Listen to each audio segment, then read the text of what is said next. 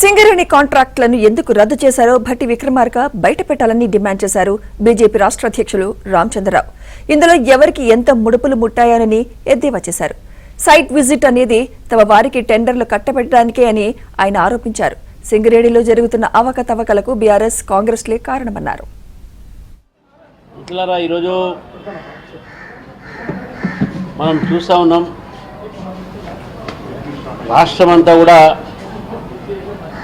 Naini coal block సంబంధించినటువంటి ఒక విషయాన్ని చర్చిస్తూ ఉన్నది.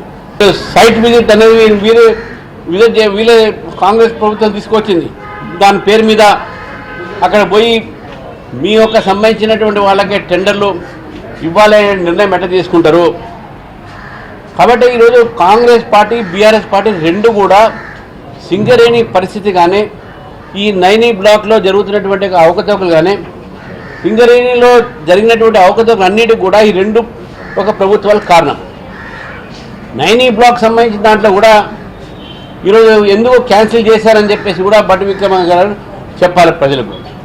ఎందుకు వాళ్ళకి ఇచ్చారు, ఎందుకు వారు ఇది ఈరోజు క్యాన్సిల్ చేయడం జరిగింది, ఎవరెవరి దగ్గర ఎవరెవరికి ఎంతెంత ముడుపు పుట్టినాయి.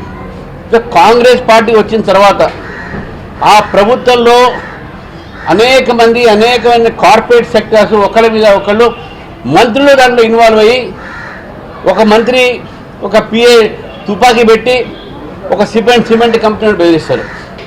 వేరే మంత్రి దాంట్లో రావద్దు. ఇప్పుడు ముఖ్యమంత్రి ఉప ముఖ్యమంత్రి మధ్యన ఏవైతే టెండర్లు ఎవరికి ఇస్తున్నారు, మా మనుషులకి ఇస్తున్నారా మీ మనుషులకి ఇస్తున్నారా అనేటువంటి వ్యవహారం కూడా బయటపడ్డది. కాంగ్రెస్ పార్టీ వచ్చినప్పటి నుంచి కేవలము ఎక్కడ కమిషన్లు వస్తున్నాయని చెప్పి దాని మీదనే ఆలోచించారు, కానీ ఎక్కడ పరిపాలన ఉండాలని చెప్పి ఆలోచించలేదు.